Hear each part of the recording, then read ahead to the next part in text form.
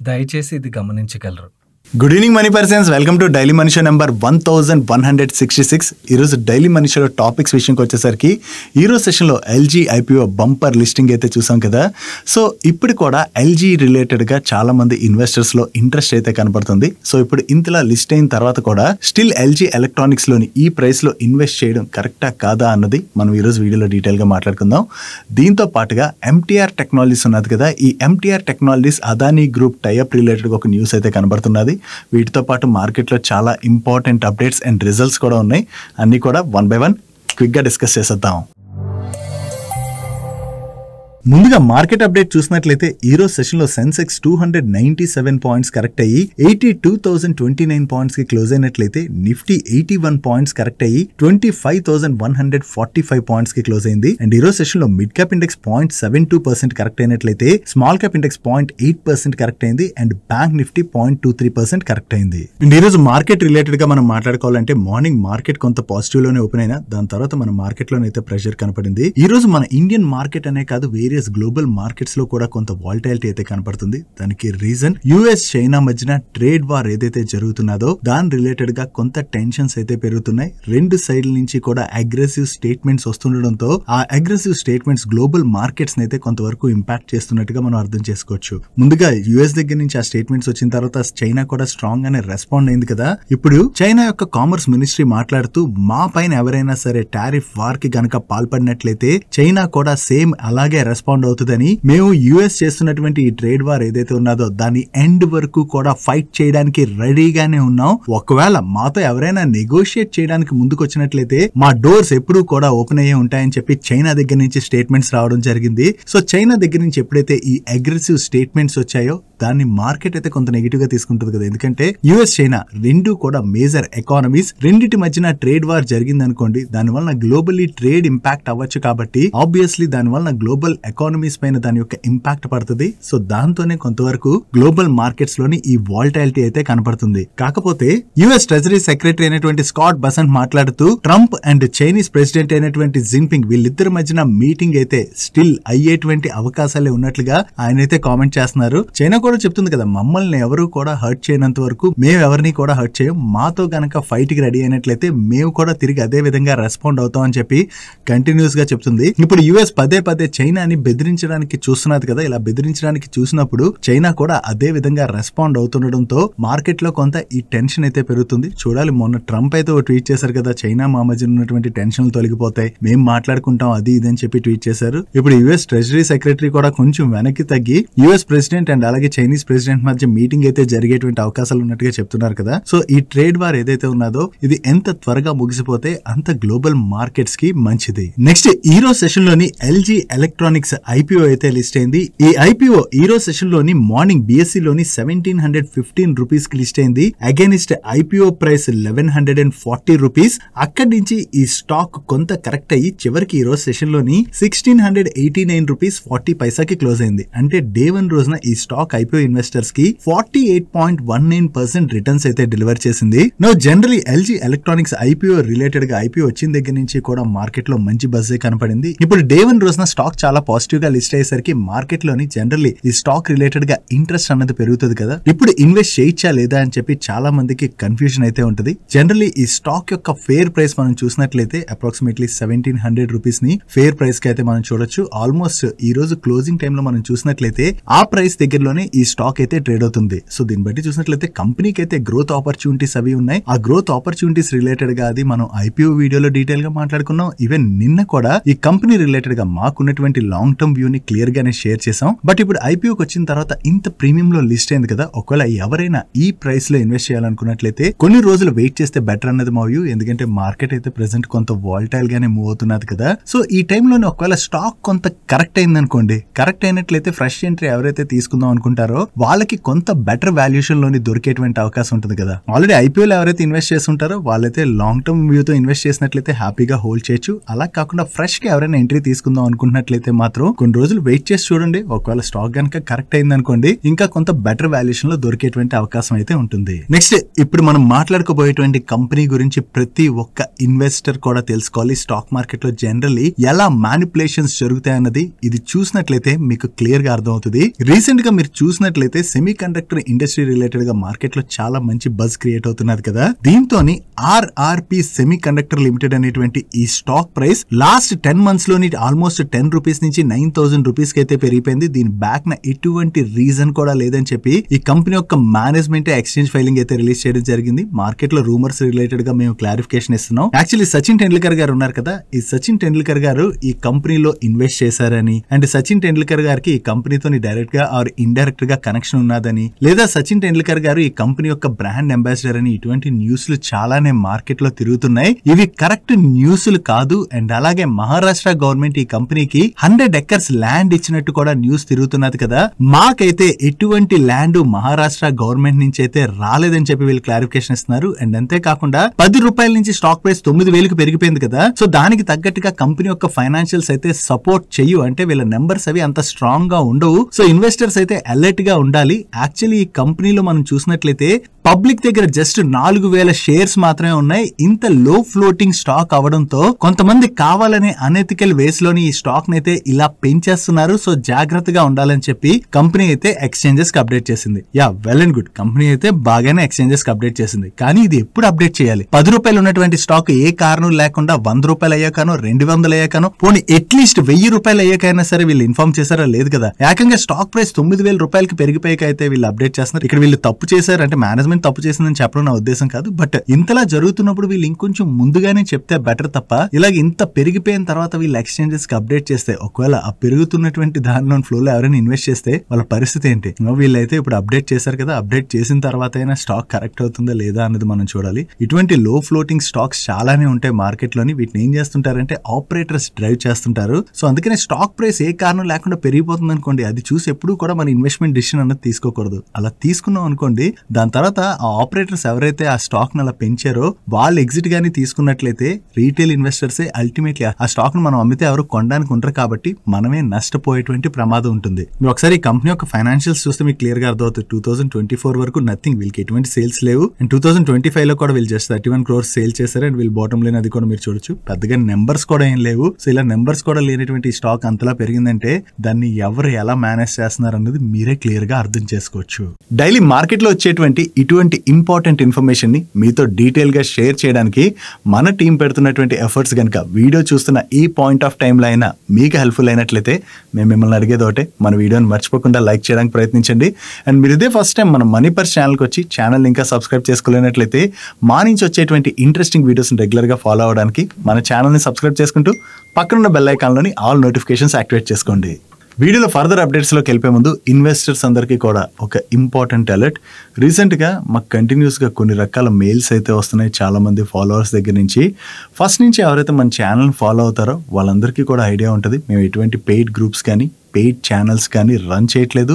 దాని గురించి వీడియోస్లోని multiple times share చేసాం కూడా. ఈవెన్ నేను షేర్ చేశాను, అన్నయ్య షేర్ చేశారు, ఇలా చాలా వీడియోస్లో షేర్ చేసాం.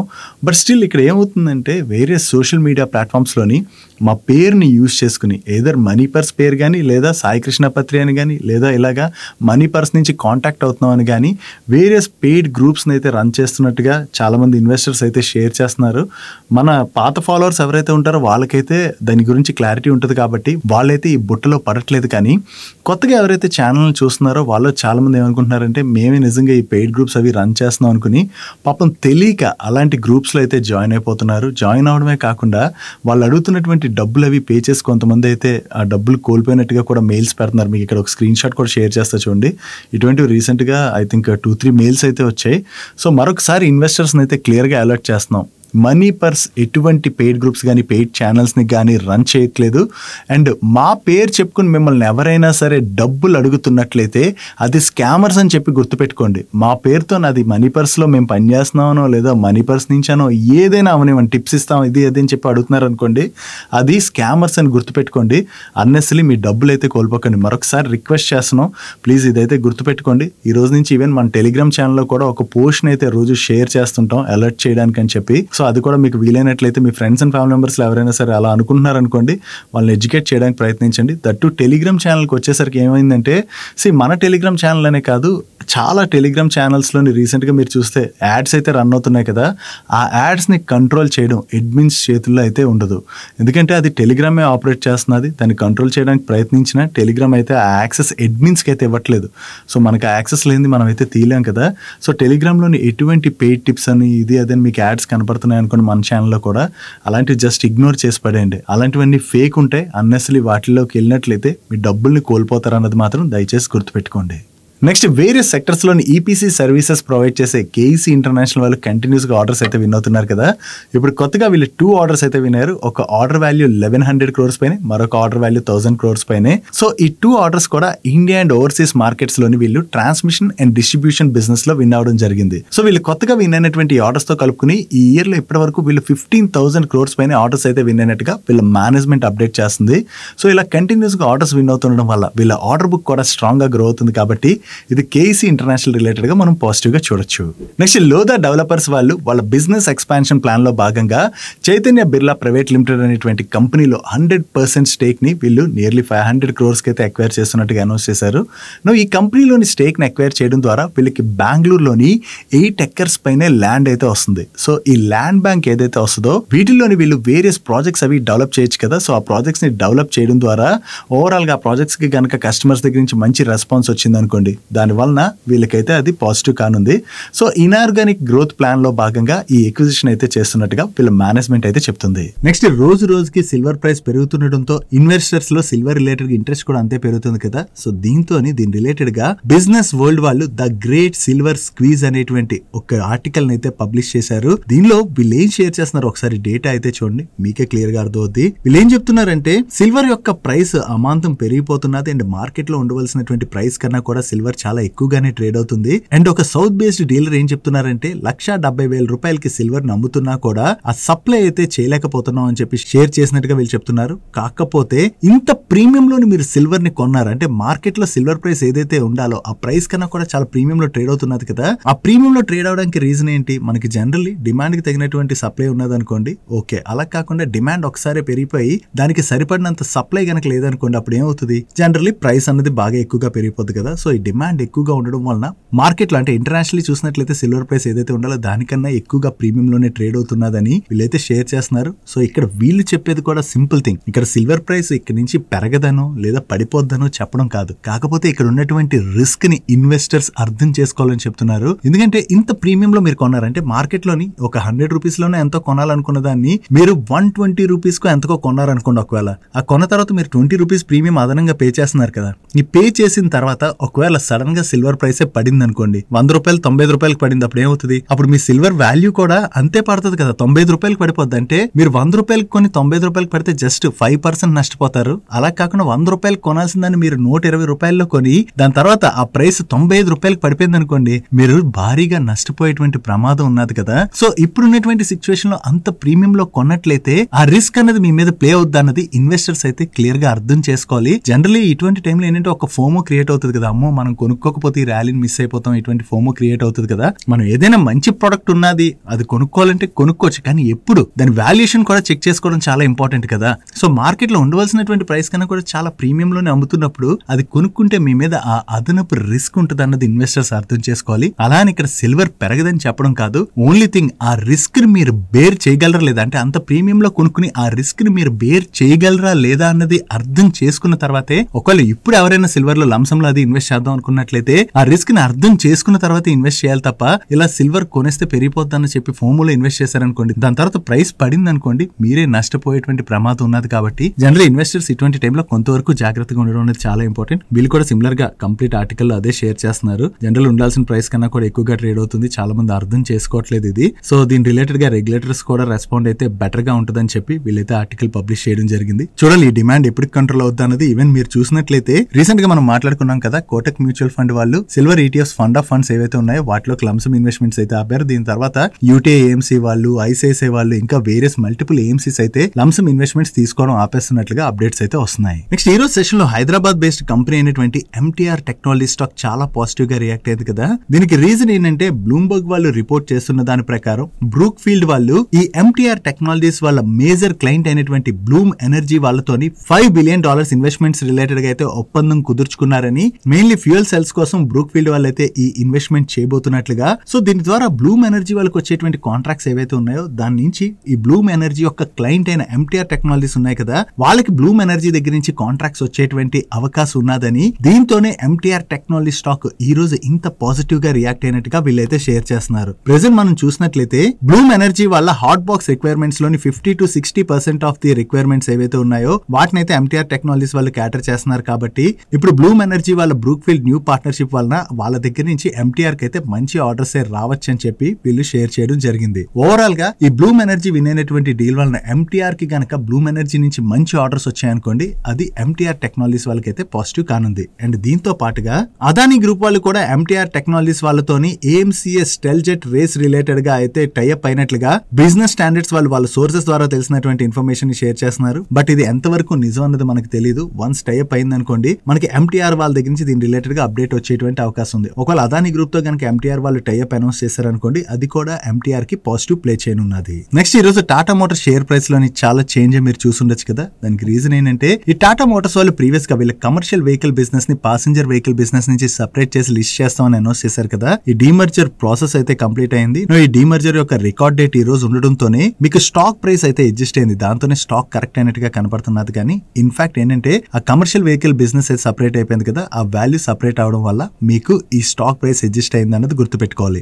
ఈ డీమర్జర్ లో ఎవరైతే పార్టిసిపేట్ చేసి ఉంటారో వాళ్ళ డిమాట్ అకౌంట్ లోని టాటా కమర్షియల్ వెహికల్స్ యొక్క షేర్స్ వచ్చి త్వరలోనే క్రెడిట్ అవుతాయి. సో ఈ టాటా కమర్షియల్ వెహికల్స్ బిజినెస్ కూడా మార్కెట్ లో నియర్లీ 300 నుంచి 400 రూపీస్ రేంజ్ లోనైతే లిస్ట్ అవ్వచ్చు అని చెప్పేసి మార్కెట్ లో ఎక్స్పెక్టేషన్స్ ఉన్నాయి. చూడాలి టాటా కమర్షియల్ వెహికల్స్ ఎంతకి లిస్ట్ అవుతుంది అన్నది. ఓవరాల్ గా డీమర్జర్ రిలేటెడ్ గా మనం మాట్లాడుకోవాలంటే దీని ద్వారా వాల్యూ అన్లాకింగ్ జరుగుతుంది కాబట్టి ఇది ఒక రకంగా మంచిదే. దీంతో పాటుగా ఒకవేళ ఎవరైనా ప్యాసింజర్ వెహికల్ బిజినెస్ రిలేటెడ్ గానీ ఇంట్రెస్ట్ ఉన్నారనుకోండి, అప్పుడు వీళ్ళు ప్యాసింజర్ వెహికల్ షేర్స్ ఏవైతే ఉన్నాయో వాటిలోనే ఇన్వెస్ట్ చేయొచ్చు. ఒకవేళ ఎవరైనా కమర్షియల్ వెహికల్ బిజినెస్ బాగా గ్రో అవుద్దు అనుకుని కమర్షియల్ వెహికల్ బిజినెస్ లో ఇన్వెస్ట్ చేయాలనుకుంటే జస్ట్ కమర్షియల్ వెహికల్ షేర్స్ ఏవైతే ఉంటాయో వాటిలో ఇన్వెస్ట్ చేసుకోవచ్చు. కాబట్టి అది కూడా ఇన్వెస్టర్స్ రిలేటెడ్ గా ఈజీ కానుంది. నెక్స్ట్ ఐఎక్స్ వరల్డ్ రిలేటెడ్ గా ఒక ఇంపార్టెంట్ అప్డేట్ అయితే కనిపిస్తుంది. క్రెక్ అదే సెంట్రల్ ఎలక్ట్రిసిటీ రెగ్యులేటరీ కమిషన్ వాళ్ళు ఈ జనవరి మంత్ నుంచి ఫేజ్డ్ మేనర్ లో మార్కెట్ కప్లింగ్ అయితే ఇంప్లిమెంట్ చేయాలని చెప్పి ప్రీవియస్ గా ఆదేశించారు కదా. సో ఈ మార్కెట్ కప్లింగ్ అంటే ఎవరికి తెలీదు, సింపుల్ గా ఎక్స్ప్లెయిన్ చేస్తాను చూడండి. సో ఈ మార్కెట్ కప్లింగ్ ఇంప్లిమెంట్ చేశారనుకోండి, ఇక్కడ ఐఎక్స్ అనే కాదు అన్ని పవర్ ఎక్స్చేంజెస్ లో కూడా సేమ్ ప్రైస్ డిస్కవరీ అన్నది జరుగుతుంది. సో సేమ్ ప్రైస్ డిస్కవరీ జరిగింది అనుకోండి,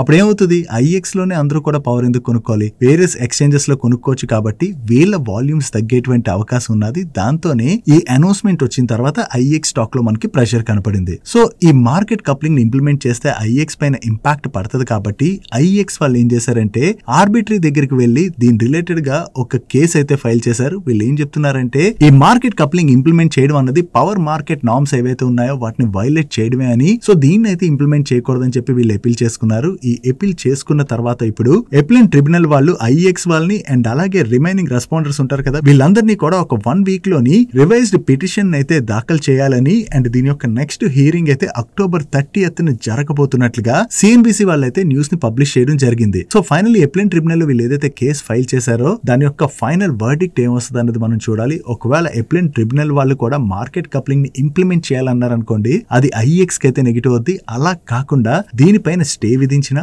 ఒకవేళ దీన్ని ఇంప్లిమెంట్ చేయకూడదని చెప్పి తీర్పు ఇచ్చినా కూడా అప్పుడు ఐఎక్స్ కి అది బిగ్ రిలీఫ్ అయ్యేటువంటి అవకాశం అయితే ఉన్నది. నెక్స్ట్ కవచ్ సిస్టమ్స్ రిలేటెడ్ గా వర్క్ చేసేటువంటి కెర్నెక్స్ మైక్రో సిస్టమ్ స్టాక్ లోని ఈ రోజు సెషన్ లో ఒక్కసారి జంప్ కనపడింది కదా. దానికి రీజన్ ఏంటంటే ఈ కెర్నెక్స్ మైక్రో సిస్టమ్స్ వాళ్ళకి RDSO అంటే research designs and standard organisation వాళ్ళ దగ్గర నుంచి కవచ్ 4.0 సిస్టమ్ రిలేటెడ్ గా వీళ్ళకైతే అప్రూవల్ వచ్చినట్టుగా వీళ్ళ ఎక్స్చేంజెస్ కి అప్డేట్ చేస్తున్నారు. సో ఈ అప్రూవల్ రావడంతో ఈ ఏప్రిల్ 1 నుంచి వీళ్ళకి కవచ్ రిలేటెడ్ గా 3,300 crores పైన ఆర్డర్స్ అయితే వచ్చాయి. ఆ ఆర్డర్స్ యొక్క డెలివరీస్ అయితే వీళ్ళు స్టార్ట్ చేస్తామని చెప్పి అప్డేట్ చేయడం జరిగింది. ఓవరాల్ గా వీళ్ళ కవచ్ 4.0 సిస్టమ్ కి అప్రూవల్ రావడంతో ఆల్రెడీ ఉన్నటువంటి ఆర్డర్స్ డెలివరీస్ కూడా వీళ్ళు చేస్తారు అండ్ ఫ్యూచర్ లో కూడా వీళ్ళకి మంచి ఆర్డర్స్ వచ్చేటువంటి అవకాశం ఉండడంతోనే ఈ రోజు సెషన్ లో కెర్నెక్స్ మైక్రో సిస్టమ్ స్టాక్ లో మనకి అంత జంప్ కనపడింది. కనపడింది. నెక్స్ట్ ప్రీమియం కార్స్ ని సెల్ చేసేటువంటి ల్యాండ్ మార్క్ కార్స్ వల్ల Q2 బిజినెస్ అప్డేట్ అయితే వచ్చింది. ఈ Q2 లోని వీళ్ళ బిజినెస్ అప్డేట్ బాగుండడంతోనే మనకి స్టాక్ లో అయితే అంత పాజిటివ్ మూమెంట్ కనపడింది. ఓవరాల్ గా వీళ్ళ ఆపరేటింగ్ రెవెన్యూలో ఇయర్ ఆన్ ఇయర్ లో 30% పైన గ్రోత్ డెలివర్ చేస్తామని అండ్ క్వార్టర్ ఆన్ క్వార్టర్ లో కూడా నియర్లీ 17% వరకు గ్రోత్ డెలివర్ చేస్తామని చెప్పి వీళ్ళ బిజినెస్ అప్డేట్ అయితే షేర్ చేయడం జరిగింది. అండ్ వీళ్ళ వెహికల్ సేల్స్ లో కూడా ఇయర్ ఆన్ ఇయర్ లో చూసినా క్వార్టర్ ఆన్ క్వార్టర్ లో చూసినా మంచి గ్రోత్ కనిపిస్తుంది. ఈవెన్ ఆఫ్టర్ సేల్స్ సర్వీసెస్ లో కూడా మంచి ఇంప్రూవ్మెంట్ కనిపిస్తుంది. ఓవరాల్ గా ఈ క్వార్టర్ లో వీళ్ళ బిజినెస్ అప్డేట్ ఇంత బాగుండడంతోనే ఈ రోజు సెషన్ లో ల్యాండ్ మార్క్ కార్ స్టాక్ లో మనకి అంత పాజిటివ్ మూమెంటం కనపడింది. నెక్స్ట్ షిప్పింగ్ కంపెనీ అయినటువంటి కొచ్చిన్ షిప్ యార్డ్ లిమిటెడ్ వాళ్ళకి one of the European client దగ్గర నుంచి ఒక కాంట్రాక్ట్ అయితే వచ్చింది. ఈ కాంట్రాక్ట్ లో భాగంగా ఈ క్లయింట్ కోసం వీళ్ళు 6 ఫీడర్ కంటైనర్ వెజల్స్ నైతే కన్స్ట్రక్ట్ చేసి సప్లై చేయవలసి ఉన్నది. ఈ కాంట్రాక్ట్ రిలేటెడ్ గా క్లయింట్ తో వీళ్ళు ఈ రోజు LOA అయితే సైన్ చేశారు. And formal ship building contract అయితే త్వరలోనే వస్తుందని చెప్పి వీళ్ళు ఎక్స్చేంజెస్ కి అప్డేట్ చేయడం జరిగింది. ఓవరాల్ గా వచ్చినటువంటి ఈ ఆర్డర్ ని వీళ్ళు మెగా ఆర్డర్ అంటున్నారంటే ఈ ఆర్డర్ వాల్యూ 2000 crores పైనే ఉంటుంది. Next high rise residentials and commercial complex ని కన్స్ట్రక్ట్ చేసేటువంటి BL కశ్యప్ అండ్ సన్స్ వాళ్ళకి ఎంబసీ కన్స్ట్రక్షన్ ప్రైవేట్ లిమిటెడ్ వాళ్ళ దగ్గర నుంచి కొత్తగా ఒక ఆర్డర్ అయితే వచ్చింది. ఈ order value approximately 295 crores and ఈ ఆర్డర్ లో భాగంగా వీళ్ళు ఎంబసీ బిజినెస్ హబ్ ఫేజ్ 2 లోని సివిల్ అండ్ స్ట్రక్చరల్ వర్క్స్ అయితే చేయవలసి ఉన్నది. అండ్ ఈ కాంట్రాక్ట్ ని వీళ్ళు 18 months లో ఎగ్జిక్యూట్ చేయాలి. వీళ్ళు కొత్తగా ఏదైతే ఈ కాంట్రాక్ట్ విన్ అయ్యారో ఇది BL కశ్యప్ అండ్ సన్స్ వాళ్ళ రిలేటెడ్ గా మనం పాజిటివ్ గా చూడొచ్చు. నెక్స్ట్ గూగుల్ వాళ్ళు విశాఖపట్నంలోని 2026 నుంచి 2013 మధ్యలోని $15 billion ఇన్వెస్ట్ చేయడం ద్వారా డేటా సెంటర్ క్యాంపస్ అయితే సెటప్ చేయబోతున్నట్టుగా మనం ప్రీవియస్ గానే మాట్లాడుకున్నాం కదా. సో ఈ డేటా సెంటర్ క్యాంపస్ ని సెటప్ చేసేందుకు గాను వీళ్ళు అదానీ గ్రూప్ అండ్ అలాగే ఎయిర్టెల్ వీళ్ళిద్దరితో కూడా పార్ట్నర్షిప్ అనౌన్స్ చేయడం జరిగింది. దీనిలో భాగంగా ఈ డేటా సెంటర్ ని బిల్డప్ చేయడానికి అదానీ గ్రూప్ వాళ్ళ సబ్సిడరీ కంపెనీ అయిన అదానీ కోనెక్స్ వాళ్ళు గూగుల్ తోనైతే టైఅప్ అయ్యారు. దీంతో పాటుగా ఈ ఆర్టిఫిషియల్ ఇంటెలిజెన్స్ హబ్ ఏదైతే ఉన్నదో ఈ హబ్ రిలేటెడ్ గా కంప్లీట్ వర్క్స్ అవి చేసేందుకంటే state of art cable landing stations ఇవన్నిటిని కూడా సెటప్ చేసేందుకు గాను వీళ్ళు ఎయిర్టెల్ తో కూడా పార్ట్నర్షిప్ ని అనౌన్స్ చేయడం జరిగింది.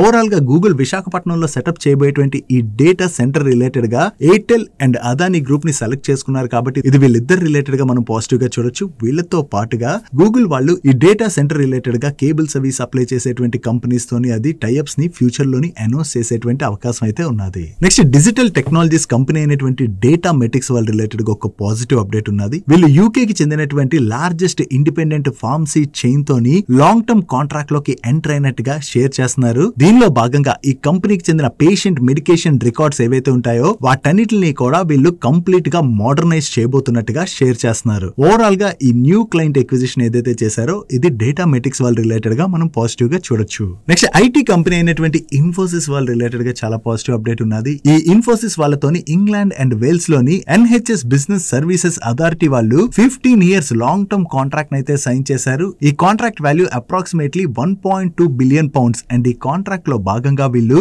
ఈ NHS బిజినెస్ సర్వీసెస్ అథారిటీ వాళ్ళకి చెందినటువంటి ఎలక్ట్రానిక్ స్టాఫ్ రికార్డ్ సిస్టమ్ ఏదైతే ఉన్నదో దాన్ని కంప్లీట్ గా వీళ్ళు data driven work force management solution ని డెవలప్ చేయడం ద్వారా రిప్లేస్ చేయబోతున్నట్టుగా షేర్ చేస్తున్నారు. సో ఇన్ఫోసిస్ వాళ్ళు ఏదైతే ఈ లాంగ్ టర్మ్ కాంట్రాక్ట్ విన్ అయ్యారో ఇది ఇన్ఫోసిస్ రిలేటెడ్ గా మనం పాజిటివ్ గా చూడొచ్చు. నెక్స్ట్ LT ఫుడ్స్ వాళ్ళ దగ్గర నుంచి ఒక మేజర్ ఎక్విజిషన్ రిలేటెడ్ గా అనౌన్స్మెంట్ వచ్చింది. వీళ్ళు హంగేరీకి చెందినటువంటి గ్లోబల్ గ్రీన్ యూరప్ KFT అనేటువంటి కంపెనీలో 100% స్టేక్ ని 25 million euros కి అయితే అక్వైర్ చేస్తున్నట్లుగా దీని ద్వారా వీళ్ళు క్యాండ్ ఫుడ్ బిజినెస్ లోకి అయితే ఎంటర్ అవుతున్నట్టుగా అనౌన్స్ చేశారు. వీళ్ళు అక్వైర్ చేస్తున్నటువంటి ఈ కంపెనీకి యూరోప్ లోని 30 కంట్రీస్ లోనైతే ప్రెజెన్స్ ఉన్నది. అండ్ అంతే కాకుండా ఈ కంపెనీ ఇక్కడ మీకు కనపడుతున్నటువంటి వేరియస్ ఫుడ్ ప్రొడక్ట్స్ ని మ్యానుఫ్యాక్చర్ చేస్తూ ఉంటుంది. నౌ ఈ కంపెనీని అక్వైర్ చేయడం ద్వారా హంగేరీలో ఈ కంపెనీకి ఉన్నటువంటి 2 మ్యానుఫ్యాక్చరింగ్ సైట్స్ కూడా వీళ్ళకి వచ్చి యాడ్ అవుతాయి కాబట్టి ఓవరాల్ గా వీటిని యూజ్ చేసుకోవడం ద్వారా క్యాన్ ఫుడ్ బిజినెస్ లో ఉన్నటువంటి ఆపర్చునిటీని అయితే క్యాటర్ చేసేటువంటి అవకాశం ఉన్నదని చెప్పి LT ఫుడ్స్ వాళ్ళ మేనేజ్మెంట్ అయితే షేర్ చేస్తుంది. సో వీళ్ళు చేసినటువంటి ఈ ఎక్విజిషన్ లాంగ్ టర్మ్ లోని LT ఫుడ్స్ వాళ్ళకైతే పాజిటివ్ కానుంది. నెక్స్ట్ డిఫెన్స్ సెక్టర్ లో వాళ్ళ సర్వీసెస్ ను ఆఫర్ చేసేటువంటి Paras defence and space technologies limited వాళ్ళు ఇజ్రాయెల్ కి చెందిన సీలియో ఇనర్షియల్ సొల్యూషన్స్ లిమిటెడ్ అనేటువంటి కంపెనీతోని ఒక MOU అయితే సైన్ చేశారు. వీళ్ళు MOU సైన్ చేసినటువంటి ఈ కంపెనీ దగ్గర ఇనర్షియల్ సొల్యూషన్స్ విషయంలోని గ్లోబల్ టెక్నాలజీ ఎక్స్పర్ట్. నౌ ఈ కంపెనీతో సైన్ చేసినటువంటి MOU లో భాగంగా మన ఇండియన్ మార్కెట్ లోని inertial sensors and closed loop FOG based inertial solutions related గా ఉన్నటువంటి ఆపర్చునిటీస్ ని వీళ్ళిద్దరూ కలిపి ఎక్స్ప్లోర్ చేయబోతున్నట్టుగా షేర్ చేస్తున్నారు. సో ఈ కొత్త MOU ఏదైతే సైన్ చేశారో దాని ద్వారా వీళ్ళ బిజినెస్ ని కనుక ఎక్స్పాండ్ చేసుకోగలిసినట్లయితే అది పారస్ డిఫెన్స్ వాళ్ళకి పాజిటివ్ కానుంది. నెక్స్ట్ ఆర్బిఎల్ బ్యాంక్ లోని ఎమిరేట్స్ ఎన్బిడి వాళ్ళు $1.7 బిలియన్ ఇన్వెస్ట్ చేయడం ద్వారా మెజారిటీ స్టేక్ ని అక్వైర్ చేయబోతున్నట్లుగా ఎకనామిక్ టైమ్స్ లోని ఒక న్యూస్ అయితే సర్క్యులేట్ అయింది. ఈ న్యూస్ సర్క్యులేట్ అవడంతో ఆర్బిఎల్ బ్యాంక్ వాళ్ళు దీని రిలేటెడ్ గా ఎక్స్చేంజెస్ కి ఒక క్లారిఫికేషన్ అయితే రిలీజ్ చేశారు. దీని రిలేటెడ్ గా వీళ్ళు ఏం చెప్తున్నారంటే bank various growth opportunities related గా ఎక్స్ప్లోర్ చేస్తూ ఉంటుంది. బట్ ఏది ఫైనల్ అయ్యే వరకు కూడా మేము ఎక్స్చేంజెస్ కి అయితే డిస్క్లోజ్ చేయలేము. బట్ ఇప్పటి వరకు ఎక్స్చేంజెస్ కి డిస్క్లోజ్ చేయలేనటువంటి మెటీరియల్ ఇన్ఫర్మేషన్ కూడా ఏమీ లేదని, ఏమైనా ఉంటే మేమే డిస్క్లోజ్ చేస్తామని చెప్పి వీళ్ళు షేర్ చేస్తున్నారు. సో దీన్ని బట్టి మనం ఏం అర్థం చేసుకోవచ్చు అంటే వీళ్ళు వేరియస్ ఆపర్చునిటీస్ అయితే చూస్తున్నట్టుగా మనం అర్థం చేసుకోవచ్చు. వీళ్ళు కంప్లీట్ గా ఈ న్యూస్ అయితే డినై చేయలేదు. వీళ్ళు వేరియస్ ఆపర్చునిటీస్ ఎక్స్ప్లోర్ చేస్తున్నా అంటున్నారు. కాబట్టి ఫ్యూచర్ లోని ఈ బ్యాంక్ లోని ఎవరైనా మెజారిటీ స్టేక్ ని అక్వైర్ చేస్తారా అన్నది మనం చూడవలసి ఉన్నది. Next SEBI options contracts weekly ఎక్స్పైరీని కంప్లీట్ గా తీసేయచ్చు అని చెప్పి ప్రీవియస్ గా న్యూస్ తిరిగింది కదా. దీని రిలేటెడ్ గా నిన్న ఒక అప్డేట్ వచ్చింది. అంటే ప్రస్తుతానికి అయితే వీక్లీ ఎక్స్పైరీ తీసేయాలని సెబీ చూడట్లేదని చెప్పి నిన్న సిఎన్బిసి వాళ్ళు రిపోర్ట్ చేశారు. ఈ రోజు ఎన్డీటీవీ ప్రాఫిట్ వాళ్ళు ఏం చెప్తున్నారంటే ఇక్కడ రీటైల్ వాల్యూమ్స్ ని కంట్రోల్ చేసేందుకు గాను సెబీ అయితే ఈ వీక్లీ ఆప్షన్ కాంట్రాక్ట్స్ ఏవైతే ఉన్నాయో వాటిని ఫేజ్డ్ మేనర్ లో డిస్కంటిన్యూ చేయాలని చూస్తున్నదని. సో దీని రిలేటెడ్ గా కన్సల్టేషన్ పేపర్ ని నెక్స్ట్ 2 to 3 months లోని రిలీజ్ చేసేటువంటి అవకాశం ఉన్నదని చెప్పి వీళ్ళైతే షేర్ చేస్తున్నారు. బట్ ఫైనల్లీ సెబీ ఎటువంటి డిసిషన్ తీసుకుంటుంది అన్నది మనం చూడాలి. ఒకవేళ ఈ వీక్లీ ఎక్స్పైరీని కనుక తీసేశారనుకోండి ఇక్కడ రీటైల్ పార్టిసిపేషన్ అయితే కొంతవరకు కంట్రోల్ చేయొచ్చు. బట్ ఇదేంటంటే ఒకవేళ దీన్ని తీసేసినట్లయితే ఎక్స్చేంజెస్ అండ్ బ్రోకింగ్ కంపెనీస్ ఏవైతే ఉంటాయో వాటికైతే ఇది నెగిటివ్ కానుంది. డైలీ మార్కెట్ లో వచ్చేటువంటి ఇటువంటి ఇంపార్టెంట్ ఇన్ఫర్మేషన్ ని మీతో డీటెయిల్ గా షేర్ చేయడానికి మన మనీ పర్స్ టీమ్ ఏవైతే ఎఫర్ట్స్ పెడుతుందో ఆ ఎఫర్ట్స్ కనుక మీకు హెల్ప్ఫుల్ అవుతున్నట్లయితే మన వీడియోని మర్చిపోకుండా లైక్ చేయడానికి ప్రయత్నించండి. నెక్స్ట్ హెచ్సిఎల్ వాళ్ళ నెంబర్స్ అయితే మనం మాట్లాడుకోవాలి. ఈ క్వార్టర్లో టీసీఎస్ వాళ్ళ నెంబర్స్ అయితే బాగానే వచ్చాయి కదా. ఇప్పుడు హెచ్సిఎల్ వాళ్ళ నెంబర్స్ కూడా మార్కెట్ ఎక్స్పెక్ట్ చేసిన దానికన్నా బెటర్ గా వచ్చాయి. వీళ్ళ రెవెన్యూస్ లో ఇయర్ ఆన్ ఇయర్ లో చూసినా క్వార్టర్ ఆన్ క్వార్టర్ లో చూసినా మనకి మంచి ఇంప్రూవ్మెంటే కనపడుతున్నది. అండ్ అలాగే వీళ్ళ ఎబిట్ లో కూడా ఇయర్ ఆన్ ఇయర్ లోని 3.5% గ్రోత్ డెలివర్ చేస్తే సీక్వెన్షియల్ బేసిస్ లోని 12.3% గ్రోత్ డెలివర్ చేశారు. Net income year on year లో ఫ్లాట్ గా ఉన్నా కూడా సీక్వెన్షియల్ బేసిస్ లో వీళ్ళ నెట్ ఇన్కమ్ లో 12.2% గ్రోత్ డెలివర్ చేశారు. యాక్చువల్లీ ఈసారి వీళ్ళ నెంబర్స్ లోని మార్కెట్ ని సర్ప్రైజ్ చేసింది ఏంటంటే అడ్వాన్స్డ్ ఏఐ లోని వీళ్ళ క్వార్టర్లీ రెవెన్యూస్ అయితే $100 మిలియన్ ని క్రాస్ అయినట్టుగా వీళ్ళు షేర్ చేస్తున్నారు. ఈ అడ్వాన్స్ ఏఐ లోని $100 మిలియన్ క్రాస్ చేసినటువంటి మన first tech company HCl technologies వల్లే ఈ క్వార్టర్ లో వీళ్ళు టోటల్ గా $2,569 మిలియన్ వర్త్ డీల్స్ ని కూడా విన్ అయ్యారు. ఓవరాల్ గా వీళ్ళ నెంబర్స్ బాగుండడంతో పాటు అడ్వాన్స్డ్ ఏఐ రెవెన్యూస్ లో కూడా వీళ్ళు మంచి ఇంప్రూవ్మెంట్ కనపరచడంతో మార్నింగ్ స్టాక్ పాజిటివ్ గానే రియాక్ట్ అయింది. కానీ మార్కెట్ క్లోజ్ అయ్యే టైం కి స్టాక్ అయితే కొంత కూల్ ఆఫ్ అయిపోయింది. నెక్స్ట్ ఎస్జీ ఫిన్సర్వ్ వాళ్ళ నెంబర్స్ వచ్చి ఈ క్వార్టర్ లో వీళ్ళ నెంబర్స్ కూడా బాగానే ఉన్నాయి. ప్రీవియస్ క్వార్టర్ తో కంపేర్ చేస్తే ఈ క్వార్టర్ లోని వీళ్ళ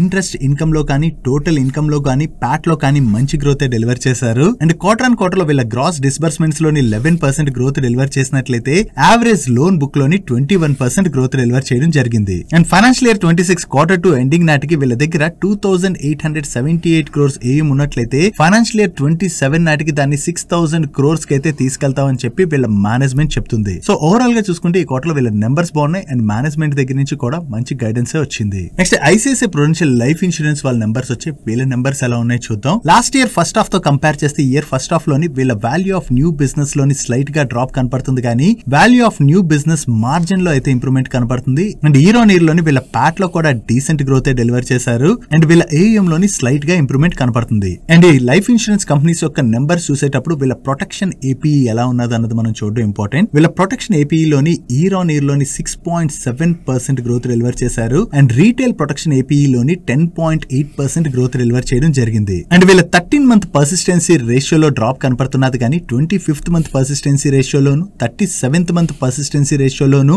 49th month పర్సిస్టెన్సీ రేషియోలోను ఇంప్రూవ్మెంట్ కనపడుతుంది. బట్ 61st month పర్సిస్టెన్సీ రేషియోలో మాత్రం డ్రాప్ కనిపిస్తుంది. ఓవరాల్ గా చూసినట్లయితే వీళ్ళు హెల్దీ పర్సిస్టెన్సీ రేషియోని మెయింటైన్ చేస్తున్నట్టుగా మనం అర్థం చేసుకోవచ్చు. ఓవరాల్ గా ఈ క్వార్టర్ లోని ఐసిఐసిఐ ప్రుడెన్షియల్ లైఫ్ ఇన్సూరెన్స్ వాళ్ళ నెంబర్స్ అయితే బాగున్నాయి. నెక్స్ట్ ఈ రోజు సెషన్ లో ఇరెడా వాళ్ళ నెంబర్స్ వచ్చాయి. లాస్ట్ ఇయర్ సేమ్ క్వార్టర్ తో కంపేర్ చేస్తే ఈ క్వార్టర్ వీళ్ళ ఆపరేటింగ్ రెవెన్యూలో 26% గ్రోత్ డెలివర్ చేసినట్లయితే ప్యాట్ లో 42% గ్రోత్ డెలివర్ చేశారు. అండ్ వీళ్ళ అవుట్ స్టాండింగ్ లోన్ బుక్ లో 31% గ్రోత్ డెలివర్ చేసినట్లయితే నెట్వర్త్ లో కూడా డీసెంట్ ఇంప్రూవ్మెంట్ కనిపిస్తుంది. And coming to their NPA number last year same quarter తో కంపేర్ చేస్తే ఈ క్వార్టర్ లో వీళ్ళ గ్రాస్ ఎన్పిఏ కొంత పెరిగింది. కానీ ప్రీవియస్ క్వార్టర్ తో కంపేర్ చేస్తే ఈ క్వార్టర్ లో వీళ్ళ గ్రాస్ ఎన్పిఏ తగ్గింది. ఈవెన్ సీక్వెన్షియల్ బేసిస్ లో వీళ్ళ నెట్ ఎన్పిఏ నెంబర్ కూడా తగ్గింది. ఈ ఎన్పిఏ నెంబర్ ఫర్దర్ ఫర్దర్ గా కూడా తగ్గడం అన్నది చాలా ఇంపార్టెంట్. ఓవరాల్ గా చూసుకుంటే ఇరెడా వాళ్ళ నెంబర్స్ అయితే డీసెంట్ గానే ఉన్నాయి. నెక్స్ట్ ఈ రోజు మార్కెట్ క్లోజ్ అయిన తర్వాత పర్సిస్టెంట్ సిస్టమ్స్ వాళ్ళ నెంబర్స్ వచ్చాయి. ఈ క్వార్టర్ లో వీళ్ళ నెంబర్స్ అయితే బానే ఉన్నాయి. వీళ్ళ రెవెన్యూస్ లో ఇయర్ ఆన్ ఇయర్ లో చూసినా క్వార్టర్ ఆన్ క్వార్టర్ లో చూసినా డీసెంట్ గ్రోత్ డెలివర్ చేశారు. అండ్ ఎబిట్ లో ఇయర్ ఆన్ ఇయర్ లో 43.7% గ్రోత్ డెలివర్ చేసినట్లయితే